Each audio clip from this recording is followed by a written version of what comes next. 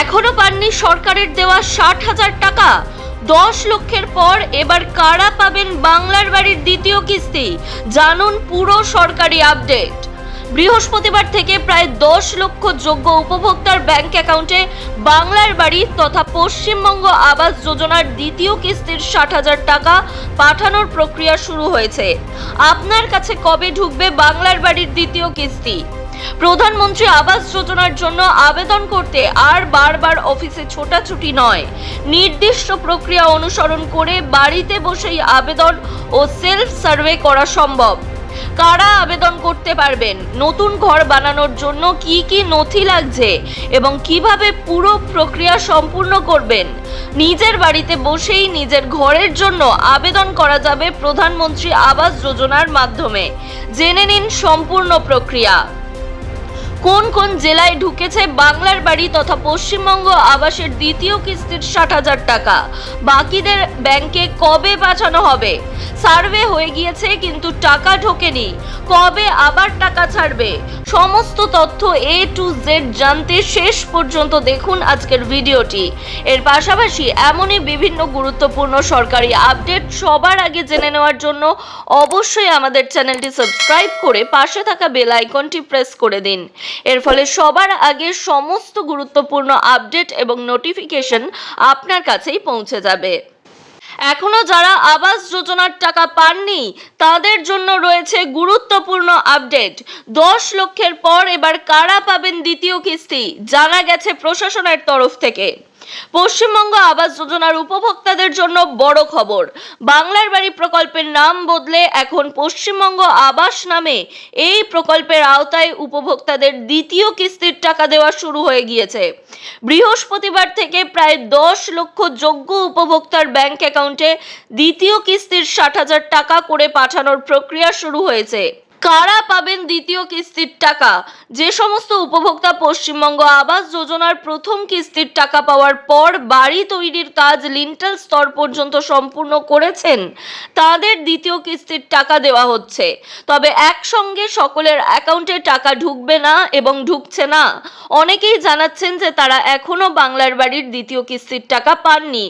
সরকারি নিয়ম অনুযায়ী ধাপে ধাপে যোগ্য উপভোক্তাদের অ্যাকাউন্টে 60,000 টাকা করে পাঠানো হবে। অর্থাৎ আপনার যদি বাড়ির সার্ভে হয়ে গিয়ে থাকে, পৌরসভা বা ব্লক অফিস থেকে সেই সার্ভে করে ছবি তুলে নিয়ে গিয়ে থাকে, তাহলে আপনি আগামী কিছুদিনের মধ্যেই 60,000 টাকা পেয়ে যেতে পারেন। সেই ক্ষেত্রে অবশ্যই আপনার জেলার নাম আমাদের কমেন্ট করে জানিয়ে দিতে পারেন। এখনো টাকা না ঢুকলে কি করবেন? আপনার অ্যাকাউন্টে এখনো দ্বিতীয় কিস্তির 60,000 টাকা ঢুকলে এখনই চিন্তার কোনো কারণ নেই, কারণ উপভোক্তাদের অ্যাকাউন্টে ধাপে ধাপে টাকা পাঠানো হচ্ছে। অর্থাৎ একসাথে সব জেলার সব এলাকার মানুষদের কাছে টাকা যাচ্ছে না, আস্তে আস্তে এক এক করে টাকা পাঠানো হচ্ছে। তাই নিয়মিত নিজের ব্যাংক অ্যাকাউন্টের লেনদেন এবং ব্যালেন্স পরীক্ষা করার পরামর্শ দেওয়া হচ্ছে। এর পরেও যদি টাকা না আসে তাহলে নিজের এলাকার গ্রাম পঞ্চায়েত, ব্লক অফিস অথবা সংশ্লিষ্ট সরকারি দপ্তরে যোগাযোগ করে পশ্চিমবঙ্গ আবাস যোজনার আবেদনের বর্তমান স্ট্যাটাস জেনে নিতে পারবেন। অর্থাৎ আপনার আবেদনটি গৃহীত হয়েছে নাকি রিজেক্ট হয়ে গিয়েছে, দ্বিতীয় কিস্তির টাকা আপনার অ্যাকাউন্টে ঢুকছে না কেন, এই সম্পর্কিত যাবতীয় তথ্য জেনে নিতে পারবেন গ্রাম পঞ্চায়েত, ব্লক অফিস বা সংশ্লিষ্ট যে দপ্তর রয়েছে নিকটবর্তী সেখানে গিয়ে। বাড়ির কাজ লিন্টাল স্তরে না পৌঁছলেও সুযোগ রয়েছে। যেসব উপভোক্তার বাড়ির নির্মাণ কাজ এখনো লিন্টাল স্তর পর্যন্ত পৌঁছয়নি তাদেরও আতঙ্কিত হওয়ার কারণ নেই। বাড়ির কাজ নির্দিষ্ট স্তরে পৌঁছানোর পর ফের সরকারি সমীক্ষা ও যাচাই হবে। সব কিছু নিয়ম অনুযায়ী ঠিক থাকলে পরবর্তী ধাপে তাদেরও দ্বিতীয় কিস্তির 60,000 টাকা দেওয়া হবে। তাই পশ্চিমবঙ্গ আবাস যোজনার উপভোক্তাদের উদ্দেশ্যে মূল বার্তা হলো, টাকা এখনো অ্যাকাউন্টে না ঢুকলে অপেক্ষা করুন, নিয়মিত ব্যাংক অ্যাকাউন্ট পরীক্ষা করুন এবং প্রয়োজন হলে স্থানীয় গ্রাম পঞ্চায়েত বা ব্লক অফিসে যোগাযোগ করুন। কোনো ভুয়ো তথ্য বা গুজবে বিশ্বাস না করে সরকারি তথ্যের উপর নির্ভর করার পরামর্শ দেওয়া হচ্ছে। কেন এখনো অনেকের অ্যাকাউন্টে টাকা ঢোকেনি, এই নিয়েও রয়েছে বড় আপডেট। পশ্চিমবঙ্গ আবাস যোজনার দ্বিতীয় কিস্তির টাকা নিয়ে উপভোক্তাদের মধ্যে স্বাভাবিকভাবেই প্রশ্ন তৈরি হয়েছে। তালিকায় নাম থাকা সত্ত্বেও কেন এখনো অ্যাকাউন্টে 60,000 টাকা ঢুকলো না? এর অন্যতম কারণ দ্বিতীয় কিস্তির টাকা একসঙ্গে সমস্ত উপভোক্তাদের দেওয়া হচ্ছে না। প্রথম দফায় 10,20,379 জন যোগ্য উপভোক্তাকে 60,000 টাকা করে দেওয়ার প্রক্রিয়া শুরু হয়েছে। এটি নবান্ন থেকেই প্রতীকী চেক তুলে দেওয়ার মাধ্যমে শুরু করেছেন মুখ্যমন্ত্রী শুভেন্দু অধিকারী। সরকারি সমীক্ষায় উপভোক্তাদের যোগ্যতা এবং বাড়ি তৈরির অগ্রগতি যাচাই করা হয়েছে। ফলে তালিকায় নাম থাকা মানেই একই সময়ে দ্বিতীয় কিস্তির টাকা পাওয়া যাবে এমনটা কিন্তু নয়। যারা এই দফায় টাকা পাচ্ছেন না তাদের ক্ষেত্রে পরবর্তী ধাপে টাকা দেওয়ার সুযোগ রয়েছে। আরও প্রায় 8 লক্ষ উপভোক্তাকে ধাপে ধাপে দ্বিতীয় কিস্তির টাকা দেওয়ার কথা জানানো হয়েছে প্রশাসনিক দপ্তর থেকে। কত টাকা পাবেন? দ্বিতীয় কিস্তিতে প্রত্যেক যোগ্য উপভোক্তাকে দেওয়া হবে মোট 60,000 টাকা।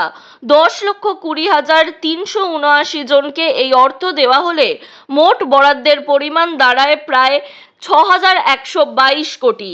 অন্যদিকে বাড়ি তৈরির জন্য প্রকল্পের আওতায় মোট 1,20,000 পর্যন্ত আর্থিক সহায়তা দেওয়ার কথা জানানো হয়েছে। সম্পূর্ণ বাড়ি হয়ে গেলে শৌচালয় তৈরির জন্য স্বচ্ছ ভারত প্রকল্পের মাধ্যমে আরও 12,000 টাকা পাওয়ার সুযোগ রয়েছে। টাকা যদি না আসে সেই ক্ষেত্রে কোথায় যোগাযোগ করবেন?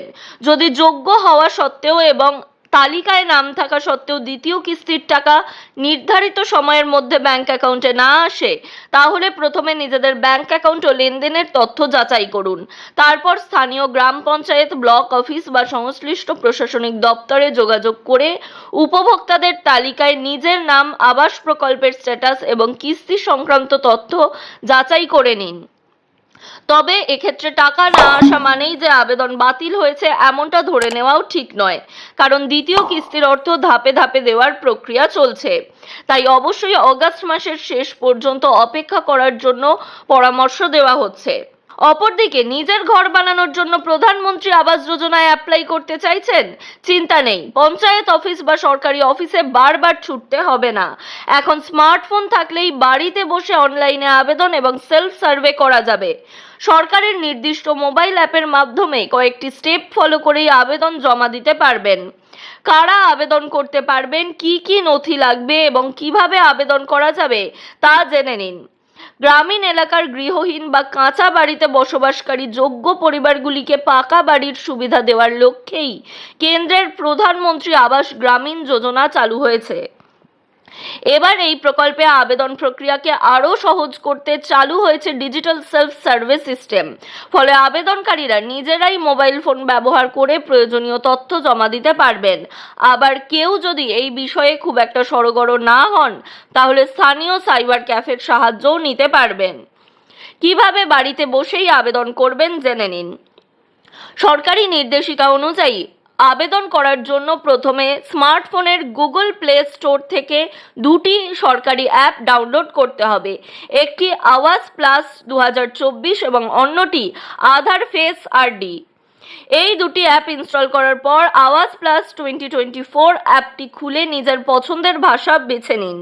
এরপর আধার নম্বর দিয়ে লগ ইন করে নিন। তারপর আধার ফেস আরডি অ্যাপের মাধ্যমে মুখের পরিচয় বা ফেস অথেন্টিকেশন যাচাই সম্পূর্ণ হলে আবেদন প্রক্রিয়া শুরু করা যাবে।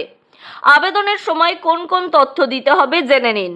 সেলফ সার্ভে চলাকালীন আবেদনকারীকে নিজের এবং পরিবারের একাধিক তথ্য দিতে হবে, যেমন নাম, বয়স ও জন্ম তারিখ, লিঙ্গ, বর্তমান ঠিকানা, পরিবারের সদস্যের তথ্য, আধার নম্বর, ব্যাংক অ্যাকাউন্টের বিবরণ, আর্থিক অবস্থা ও আয় সংক্রান্ত তথ্য, জাতিগত ও সংখ্যালঘু পরিচয় যদি প্রযোজ্য হয় সেই ক্ষেত্রে সার্টিফিকেট দিতে পারেন, প্রতিবন্ধকতা সংক্রান্ত তথ্য এবং মনরেগা জব কার্ড থাকলে তার বিবরণ জমা করতে হবে।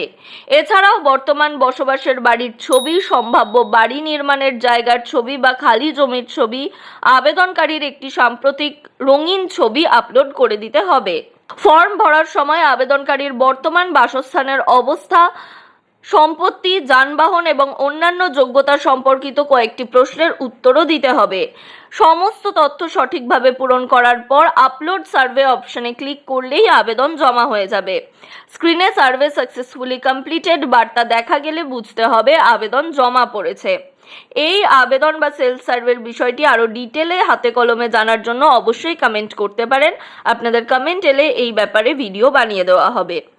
কেন এই সেলফ সার্ভে? সরকারের দাবি এই ডিজিটাল ব্যবস্থার ফলে প্রকৃত উপভোক্তাদের চিহ্নিত করা আরও সহজ হবে। একই সঙ্গে আবেদন প্রক্রিয়াও দ্রুত ও স্বচ্ছ হবে। এতে আবেদনকারীদের সরকারি অফিসে ঘন ঘন যাওয়ার প্রয়োজন হবে না এবং নিজের মোবাইল থেকেই আবেদন করতে পারবেন। কিভাবে আবেদনকারীর তথ্য ব্যবহার হবে? সরকারি নির্দেশিকা অনুযায়ী জানা যাচ্ছে, আবেদনকারীর দেওয়া তথ্য মূলত যোগ্যতা যাচাই এবং প্রধানমন্ত্রী আবাস যোজনার সুবিধা দেওয়ার জন্য ব্যবহার করা হবে। পাশাপাশি গ্রামীণ উন্নয়ন মন্ত্রক এবং অনুমোদিত সরকারি সংস্থাগুলি নীতি নির্ধারণ ও গবেষণার প্রয়োজনে এই তথ্য ব্যবহার করতে পারে। তবে ব্যক্তিগত পরিচয় গোপন রেখেই তথ্য ব্যবহার করা হবে বলে জানানো হয়েছে। বিশেষজ্ঞদের মতে অনলাইন সেলফ সার্ভে চালু হলেও আবেদন প্রক্রিয়া আরও সহজ হবে। ফলে যারা এতদিন আবেদন করতে পারেননি বা সরকারি কর্মীদের জন্য অপেক্ষা করছিলেন, তারা এবার নিজেরাই বাড়িতে বসে কয়েক মিনিটের মধ্যে আবেদন করে নিতে পারেন। এই বিষয়ে যদি কোনো কিছু জানার থাকে বা কোনো প্রশ্ন থাকে, অবশ্যই আমাদের কমেন্ট করে জানাতে পারেন। এর পাশাপাশি এই ভিডিও বিপুল পরিমাণে শেয়ার করুন, যাতে আপনার আশেপাশে থাকা মানুষজন যারা বাংলার বাড়ির দ্বিতীয় কিস্তির জন্য অপেক্ষা করছেন এবং যাদের ঘর নেই, যারা আবাস যোজনায় আবেদন করতে চাইছেন, তারা এই ভিডিওটি থেকে সমস্ত তথ্য জেনে নিতে পারেন এবং আপডেটেড থাকতে পারেন।